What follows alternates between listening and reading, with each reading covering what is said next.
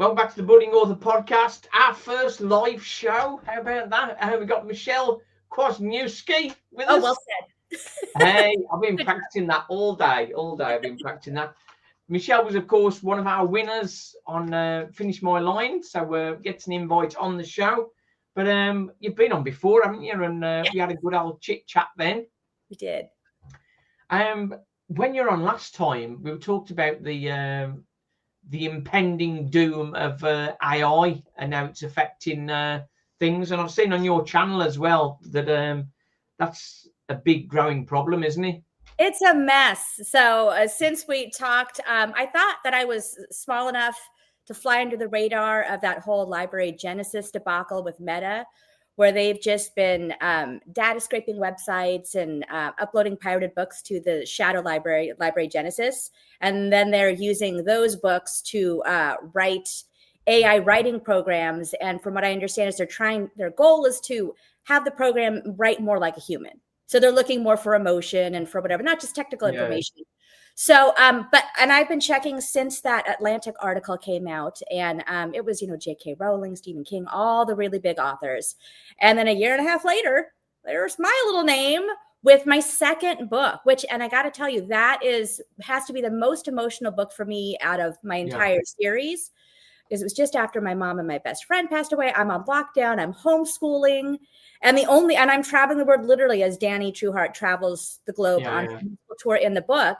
And then so to have them steal that when it's got so much emotional attachment to it, just is like the icing on the crap cake. And so I've been, there have been 7.5 million books stolen by Meta, uploaded. And there's a court case right now where there's a fight about that. They're saying they have, I forget the name, but something usage, like not imminent usage, but basically the use of these stolen materials trumps the owner's IP rights, because their AI programs are going to be so life-changing that they need to be stealing these books to write these programs. And yet for authors like you or me, I would not opt to do that. And if I did opt to do it, at least give me a paycheck. If I was getting paid well for it, that'd be one thing. But if they're just taking stuff that we've put our heart and soul into, absolutely. And it's there for people to purchase, not for people to steal. Absolutely. And it doesn't matter whether, if it was me going on to one of your ebooks and copying all of your print and then using that for my own means, that I would be arrested for doing that. Yeah, exactly. But for Meta, why can Facebook and Meta do it on a large scale and that's okay? Apparently they think the laws don't apply to them. But I will say that the judge overseeing the case, I think it was in January, February, he basically said, because they didn't want to turn over any of their emails. And he ruled that that's ridiculous, that you're trying to, avoid bad press. You need to hand them over. And in those emails, there's exchanges between the programmers and Zuckerberg, where they're like, this is stealing. What do you want to do? And he's like, proceed. We need to go forward because this is important. So right there, again, for you and me, if you've had something stolen, you're in the class action lawsuit. Is it going to make a difference? I don't know. I don't think you can unpick that knot and pull out our books that have already been fed in. But I'm just trying to bring some attention to the matter, because I don't feel like 7.5 million people are super upset about this. And I'm upset. It's my one book. They still haven't taken the two others yet, but I keep watching. So I try to do as much on my Instagram. Well, how do you find out that they've taken your book? So if you can go to my Instagram link or any of my link trees in my bios on Instagram, Facebook, whatnot. The Atlantic has a database that they've created. This author has just taken this cause as his own. And he's really trying to help all the writers, not just the big ones, fight against this stealing. So you can go in and you can search either the title of your book. I think it's really the author's name. And I searched my name, and sure enough, it said Michele Bach, Burning Bright. So, and anyone can go do that. It's free to do. Just go to the Atlantic, search up Library Genesis database or pirated book database, and you can find and I check like every month. I check to make sure nothing else has been stolen. But you can't, there's nothing you can do to stop it, is there? Well, here's the deal. So there are things you can do, and it's whether you believe, like it's how angry you are and how much you believe that you have a right to say what's right and wrong, especially when it comes to your work. So I filed a report with the FBI, which you can do because it is stealing and it's a crime on several different levels. So I filed a report with the FBI, and I still have one I think I'm to do with the CIA. I have sent a DMCA, which is it's a form that you use, and these are especially important for people who write on who publish through Amazon and who have their books listed on Kindle Unlimited, because Amazon requires, if you notice that your book's been stolen, it is the author's responsibility to send this thing. It's called a DMCA. If you Google it, you can find the form. I think there's also one on my link tree. And it's basically a cease and desist letter that you send to any and everyone, websites, publishers, people who have stolen your book and posted it somewhere else. Because if you don't do that and then send proof to Amazon that you're doing that, they can turn around and pull your book from their site and accuse you of being the pirate, or accuse you of not doing enough to make them, selling, make them look bad. You're making them look bad by they're selling pirated books. You're not doing enough to protect them because you're not fighting against the piracy that's happening to you. So that's something. And I actually, my publisher never put my books on Kindle Unlimited because he was like, that's just a way for people to steal your book. And then you have no control over it. So I think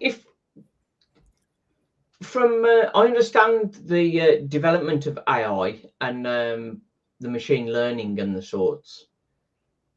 What do you think they should be able to get a look at? What do you think should be fair game for them rather than just everything? I think data scraping off of websites, especially personal websites, like some people have like personal blogs or websites just to keep in contact with family and friends, right? Yeah. I think data scraping that's not really cool. And that's when, a company goes in and they go on their website and they can just scrape off all the information and then upload it, and then they can use it how they will. And there's also a place called Have I Been Trained, which is a website that can show you one of the many ways I'm trying to fight piracy is I try to find as many ways as possible to discover if my work has been pirated. And this site popped up in an article I'd read. And so I put in the titles of my books, and sure enough, my first book cover had been pirated 7 times, and they feed the image up into, because you can steal also artwork as well. It's not just the written word. You can steal voices too. So, and they had stolen 7 different programs, had used the cover of my first book to program AI programs to either do art or this is how you make a book cover, or this is what sells. And then I noticed that I did a search for my name and my face popped up, one of my faces used on my pictures from my website. So now my face has been fed into AI. And this program allows you to send them a letter saying, please, I don't give permission for these images or the things that I own to be used. And they can stop it for further program writing. But if it's already been fed into a program, they're like, there's nothing we can do. So there are tools out there for people like you and I who aren't millionaires to fight and protect our IP and our images and our words. But it's very, very difficult. And, me sending a cease and desist, or me reporting Zuckerberg and Meta and Library Genesis to the FBI, I'm going to be one of many. So if they ever go to trial, like a really big trial, and they're right now in the preliminary stages, it might help by saying like tens of thousands of people have filed cases with the FBI. But if it's just me and like 2 other people, it's not going to help. So I really am trying to encourage people to get out there and get involved. Yeah, I think when masses work together, we can sort of try and compete against the big corporations. Absolutely. I mean, the likes of Meta is so huge.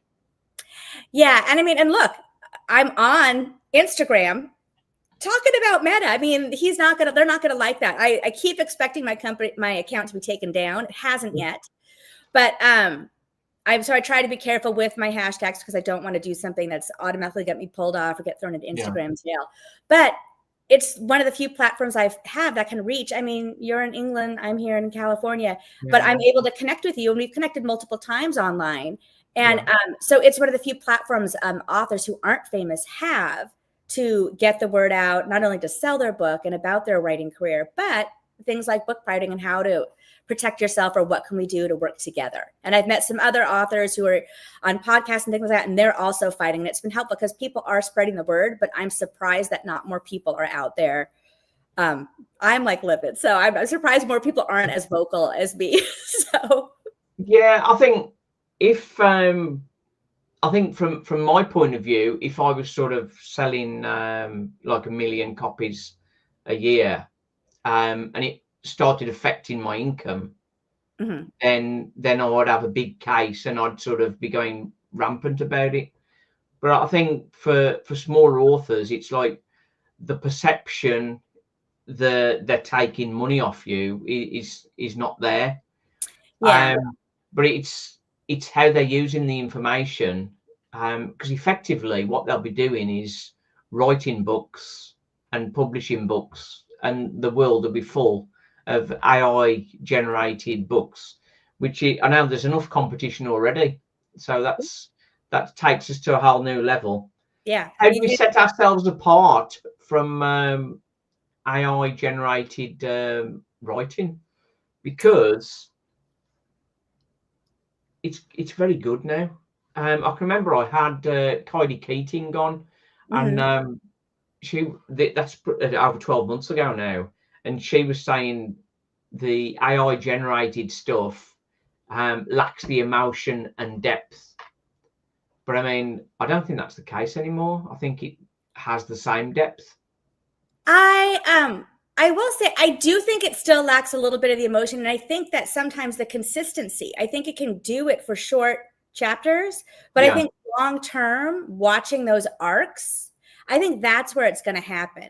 I think but because it doesn't know, and I think some of the best writers are popular because like they can really just nail it in 1 or 2 sentences, or even maybe 1 or 2 words. They can nail this emotion that you're like, oh, like if someone's passed away or you're really excited about something, it's those feelings inside that I think as writers we're always trying to chase to nail down because they're so nebulous and they're so hard to grasp. And I think is the AI going to learn that? I think it can learn it, but I don't think it can actually. I think it's like writing about something that you can't experience. I think you can do it to some level, but I do think that there's going to be a ceiling and a limit to its success. And it's I think what you're saying about a story arc and the development and of a character, they probably can't represent that. That would probably be very difficult to learn on a long text form. I mean, I think so. But again, though, I think everyone's different because, again, like people who write out, people who plot will literally like write every single thing that happens. And I fly by the seat of my pants. I have no outline when I write.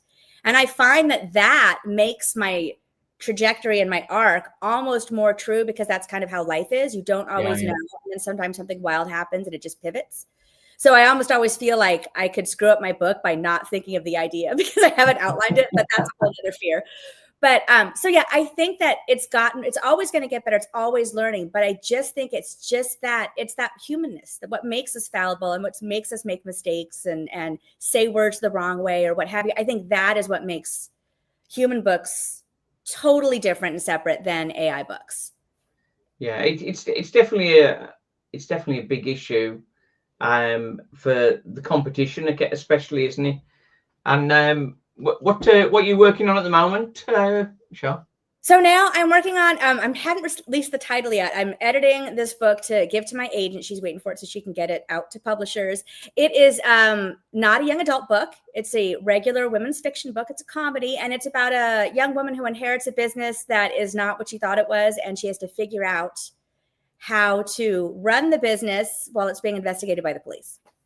Oh. Okay. So it's a bit of a fish out of water where a woman who is never been tried and tested because she's had a very privileged life and she gets thrown into the mix. And it's just how people from different walks of life come together for a common goal. And you say in there, the genre in that, you've got sort of comedy, romance, comedy romance, is it sort of? Comedy, romance, a little bit of sexy humor. And it's contemporary, and it's got a pretty diverse group of people in there, and so I think it'll be good. It's been by the readers that has read it so far; they've really liked it. So, but it's totally different than what I'm doing now because a lot of your earlier stuff is sort of more young adult. Is this more sort of stepping a bit older? This is the main character is like 26 years old. So definitely not new adult, but definitely like a young woman and just starting out in her life and trying to just feel like, how that time can be a little bit, out there because you're on your own, discovering who you are and, it's a bit of a wild ride. So yeah, so it's definitely different, but it's still a lot of fun, a little bit more adult content that I normally write, which has been a fun break. The adult side of it, what we're really talking about there is perhaps a little bit stronger language, but more of the emotional and sexual connections. Yeah, definitely more stronger language. I think that is something that I struggled with in I tend to swear a little bit when I get frustrated or excited. So that was something that keeping that language clean was, definitely a challenge in my young adult series. And it's not, it's about a subject that has sex in it, but it's not a full blown, there are not full blown lovemaking scenes or anything like that. It's just because it was a funny area to talk about because people giggle about sex, about, all the things about sex, about hooking up and this and that the day after. So that kind of is like the atmosphere for the book. And it makes it just kind of fun, but it's nothing graphic or anything like that. No 50 Shades of Grey or Danielle Steele even or anything. It literally is a comedy book, which is just something I wanted to write, like a lighthearted, fun book, almost like a beach read book that you take with you on vacation. That sounds good. We'll have to have a read of that. And when's that coming out, you think? I hope it'd be coming up by the end of the year. So my agent's picked it up and I'm doing my edits for her because, you as authors, we want everything in the book and my agent knows what it takes to sell it. So I'm making some changes and cutting it down a little bit. And then, so I'm hoping that it gets picked up in a few months and that we can see it by the end of the year. You'll have to tell us when this goes live and I'll be getting myself a copy, I think. Thank you. I definitely will. I like a little bit of spicy stuff as well. Yeah, I think we all do really when we're reading. Yeah. What I find with a lot of books, they have adult content in, sort of sexual content. The books I've read on that sort of tone, they'll be quite well written, and then it'll build up to a sex scene, and it's really good to that point. But then once you've crossed that barrier to the sex scene, it then seems like it's a sex book rather than sort of having a character that's sort of developed and there's a sex scene and then you move on. Move past it. Just like it's not all about, I found that too. There was a great book I was reading. It was a Christmas book and it was so funny and so good. And then the first sex thing happened. Then it was like every 5 pages, there's like a 6 or 8 page sex. I'm like, what are you doing for 6 and 8 pages? Yeah. And then it was just constant. And then it just seemed like the character's focus switched to that.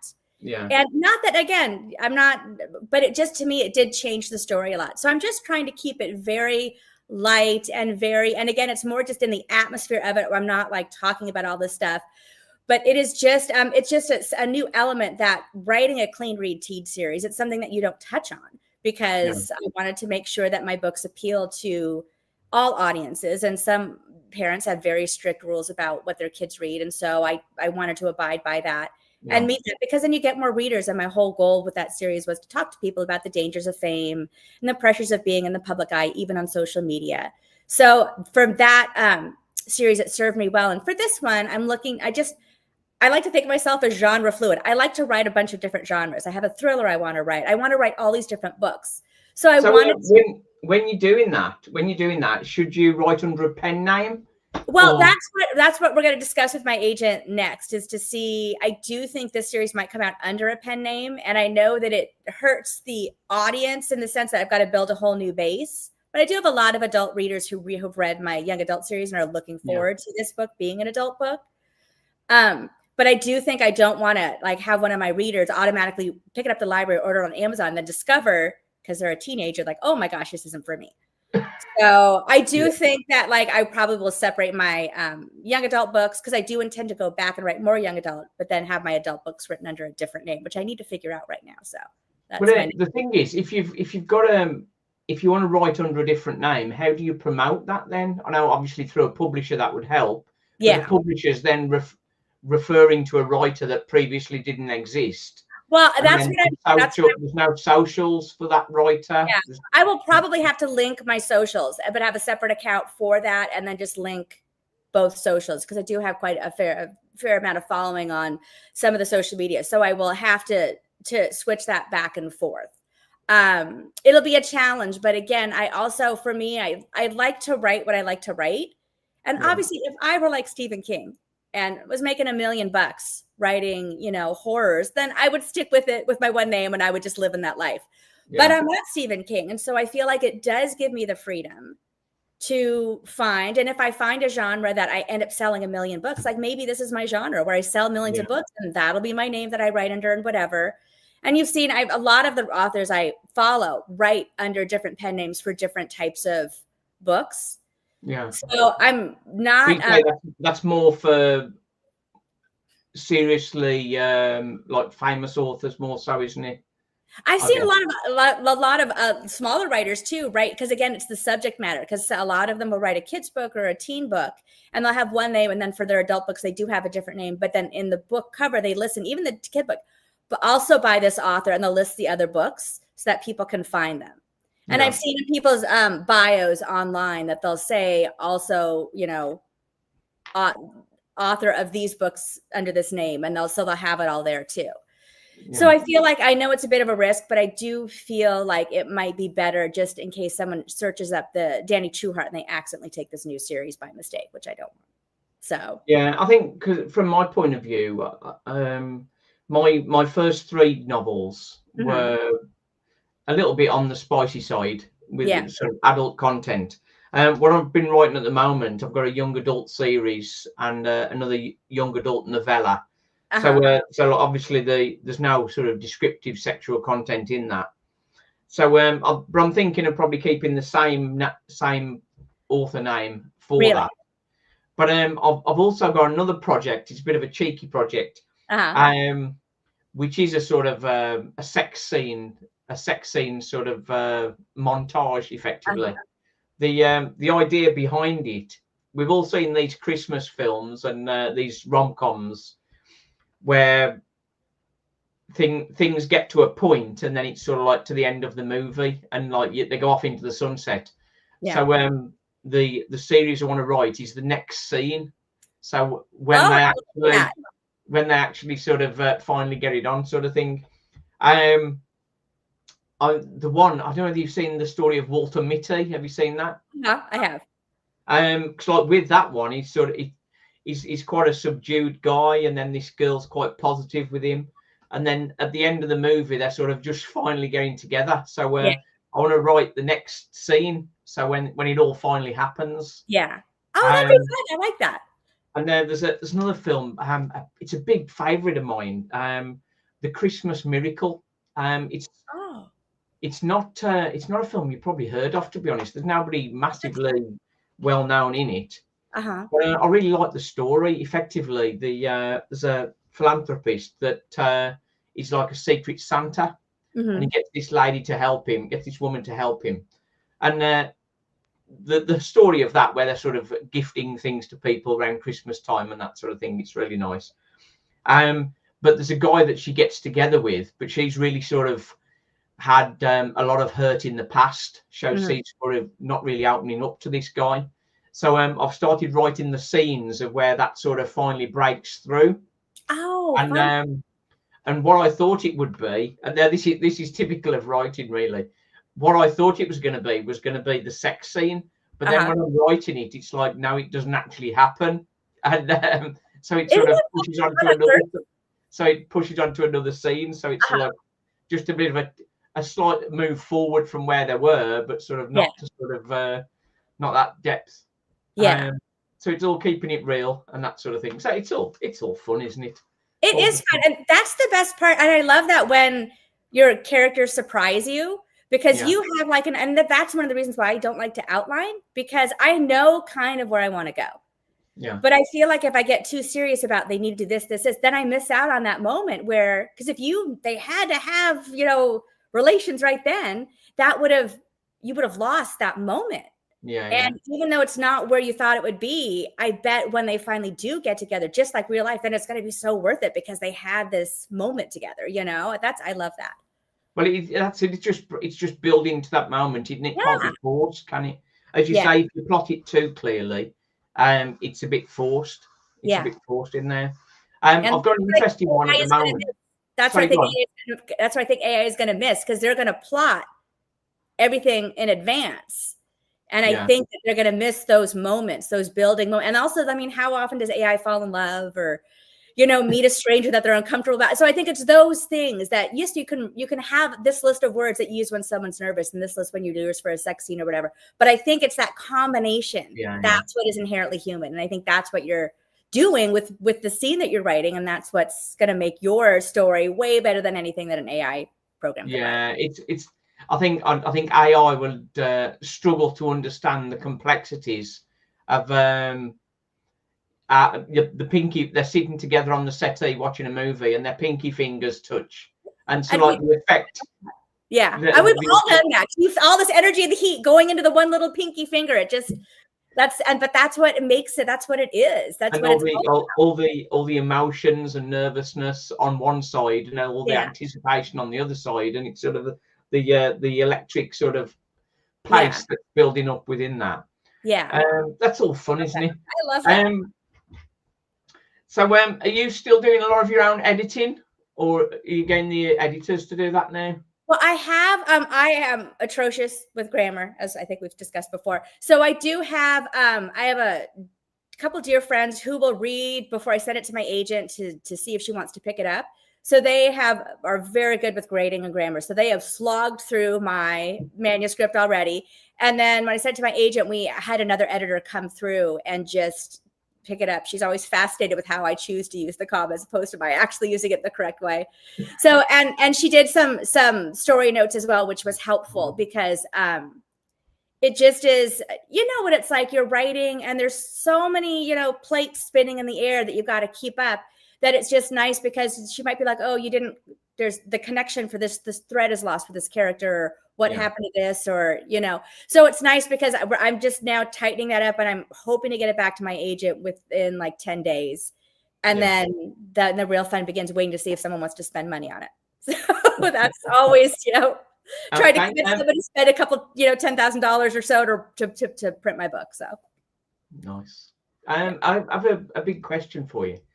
As part of a story, when would you not give a person a name, where you just refer to them as something rather than giving them a name and a full description? Or would you give everybody a name? I think it's funny because Shall I give you an example first? Let me give you an example. Within the healer that I'm writing at the moment, we've got the jailer. He's a guy, as the name suggests, comes and opens up the jail and that sort of thing. But he only has a very small part. So at the moment, I'm just referring to him as the jailer and not giving him a full name.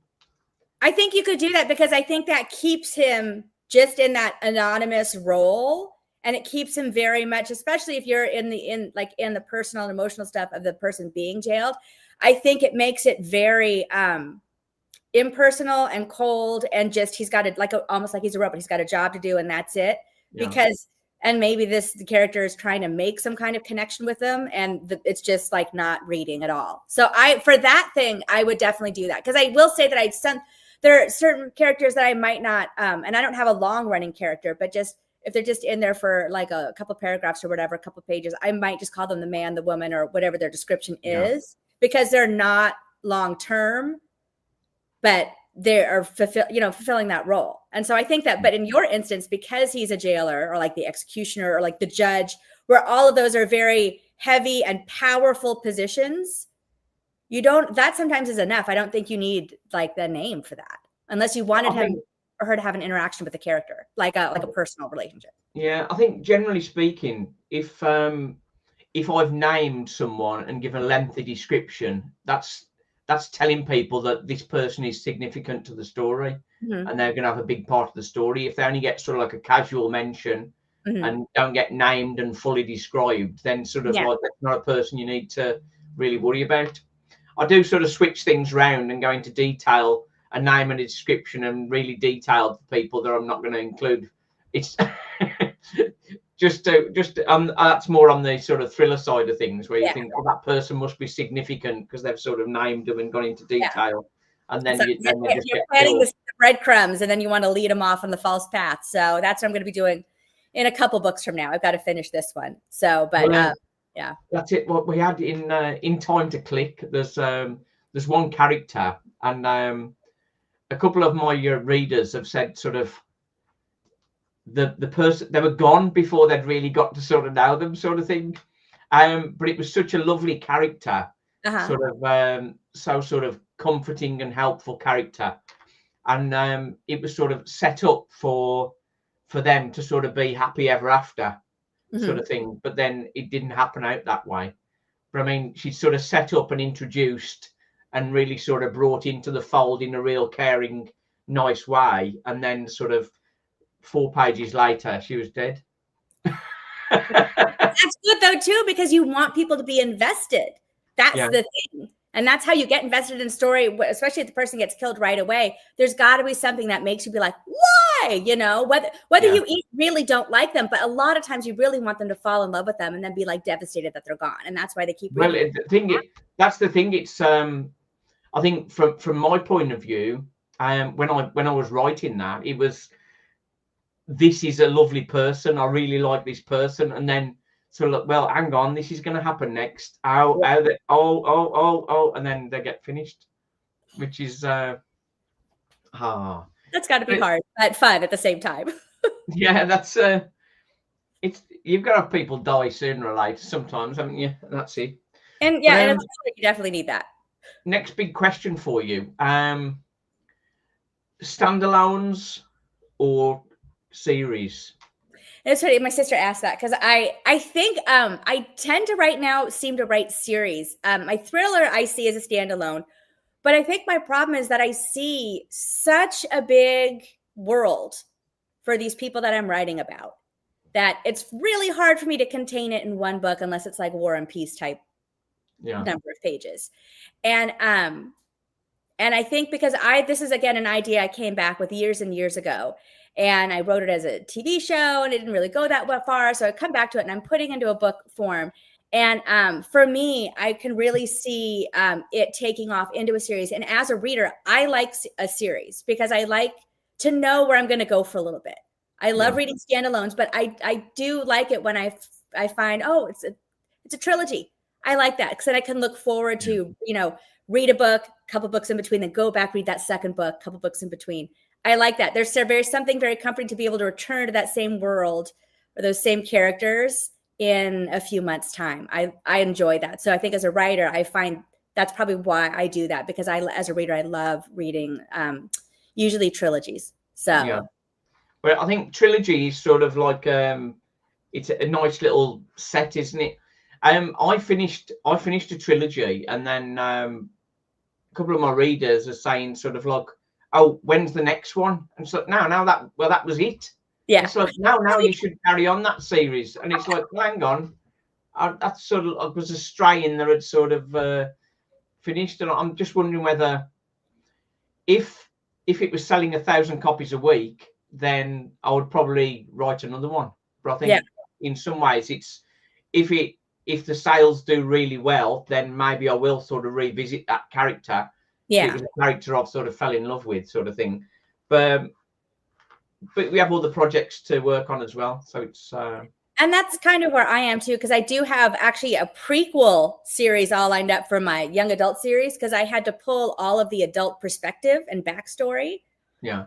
So if I ever have time, I would love to go back and write how, Danny Trueheart's stage mom as a teenager and how she became a stage mom, because she didn't just become that. She was her life events and her choices and, all of her thwarted dreams, why she became that way. And same with Martin, and same her coach, and same with her manager. There are all these backstories that I had to take out.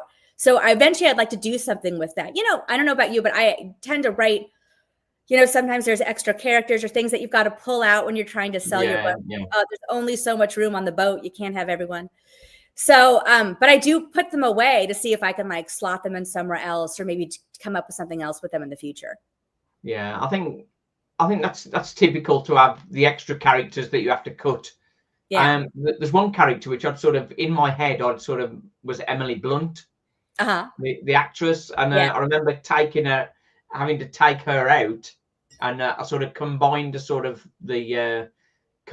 group around that. Yeah. And then I always think now, where was she fitting in? I can't remember where she fit in now. And it was, I think you get that, don't you? You introduce more characters, and then I think for newer writers, they can get too many characters. Yeah. And I was wary of that, so I sort of scaled it back. Like, who are they all really giving everything for this? Can I take any characters out? And poor Emily Blunt got taken out. Poor Emily. Yeah, it's and it's funny because like right now I had to cut, my agent had requested I cut 10 to 15,000 words out of my manuscript, and it was a short manuscript. The shortest I've ever said it was 107,000 words. So for me, that's short. So I'm cutting it down, and so I had one of my editor friends go through, and he just redlined a bunch of stuff. But a lot of that is the character development and the humor and the whatever. So we're going back in, and it's like now I'm like bargaining for, like, I feel like I'm bargaining for my life. Where can I keep this line, but I've got to get rid of something. So it's that kind of thing where you end it. So then that's when you, like, I have a list of lazy writing words where you're cutting out all like the that and the shoulds, and I'm starting to, and it is all of these different things that really take up a lot of space in your writing that you don't need to have in there. So, and I feel like now I went from like maybe my book was like this big, and now it's like getting supermodel skinny at this big. But that's where it should be, because it really is sleek and it does make it better. And as sad as I am to let certain things go, like you having to let your Emily character go, it's almost like a physical pain, but you're like, it's for the greater good of the book. And I'm hoping for that moment where I forget, like, oh, there was a joke here that I forgot, or there was this description or this exchange that I, forgot about because I edited it. So that's the tough part about editing.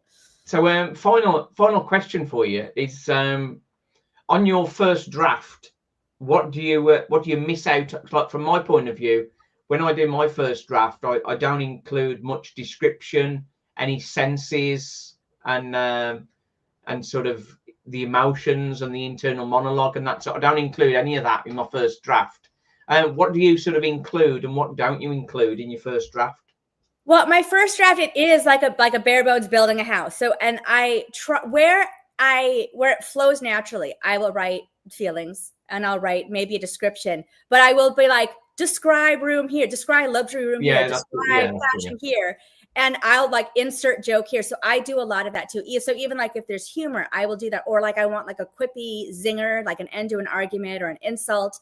Sometimes it's off the bat, but a lot of times I just put placeholders. And so my first draft is just literally getting my character introduced in the world and going to wherever that endpoint is for that story. And then every draft, and I will do, I don't know how many drafts do you do normally? I think probably about 3, maybe 4, I think. Oh my gosh, you're a genius, Simon. I am like a 6 or 7 draft person. Well, I'm not saying it's any good. Well, I mean, just because I have more doesn't mean it's better. But I mean, I will say, because every single draft, and what I'll do is too, if I send a copy of my, I usually send it out by my 3rd draft. Yeah. And I'll send it to my beta readers. So every beta reader it becomes its own draft. So I will say, I think I'll do about 2 or 3 sort of passes before I sort of get to that point. What I'm doing at the moment, I'm using Scribophile. I don't know whether you've used Scribophile. I think it's very good for anonymous critique, effectively. Oh, okay. And on that's where people, it's like my writing sort of has a lot of pace. It's quite pacey writing, and they'll be saying like, oh, you could do is slowing it down in here. I'd like to hear more of this. I'd like to. So I'm using that critique and going, oh yeah, okay, yeah, that's where I could put some more description, more emotion, and so that's working really well. And I think I like to think that it's quite a positive thing, because I've been putting like 2 chapters a time out.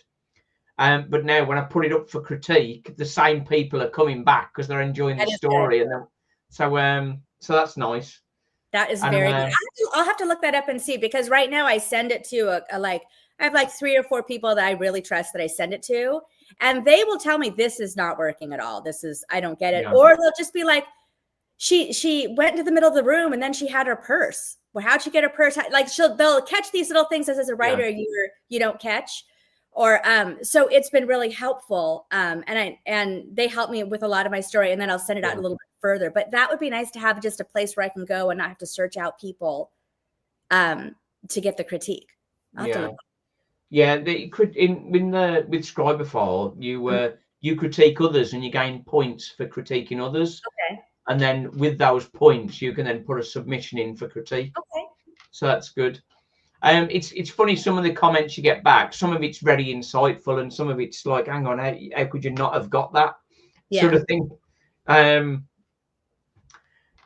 think there's one scene where the main character and kills two people, and I described them as and they were instantly unplugged, as in dropped to the floor, like they've been unplugged. I like that.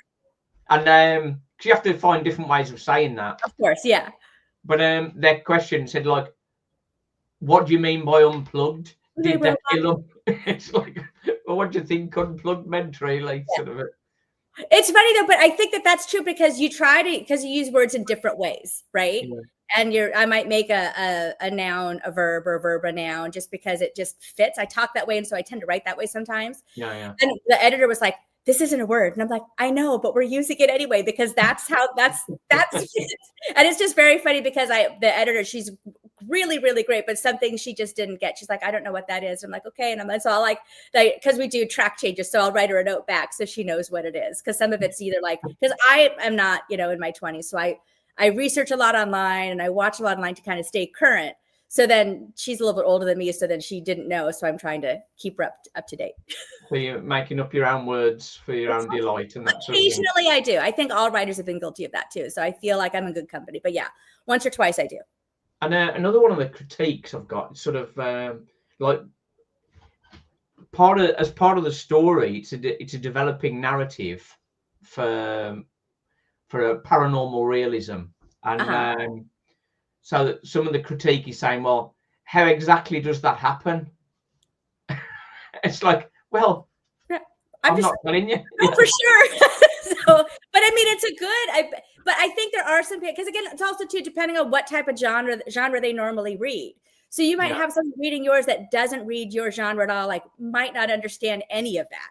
And so I can see sometimes, and my husband's an engineer, so he will ask me some wild questions about something I've written, because it just, in his mind doesn't work the way mine does. So it doesn't compute.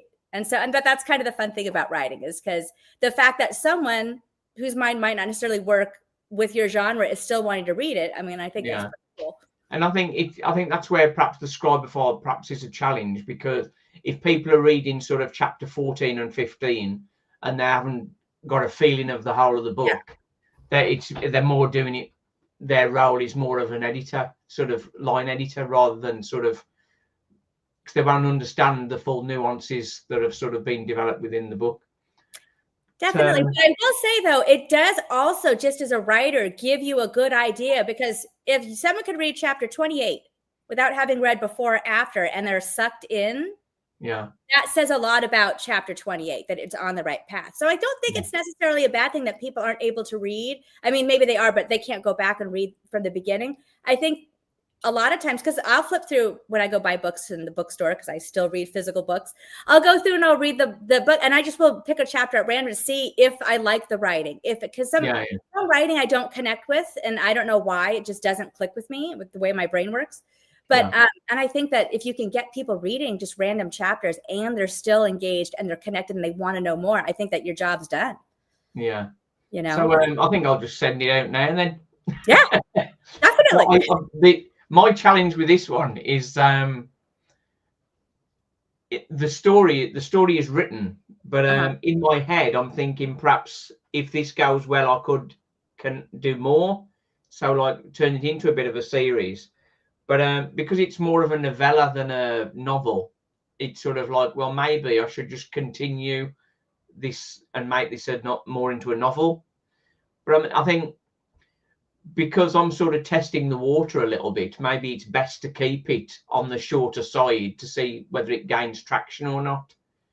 I personally, if you're almost done with a novella, I would definitely do the novella, but then keep expanding it into another Yeah. Like the rest of whether you do a series of novellas, which that is becoming surprisingly popular.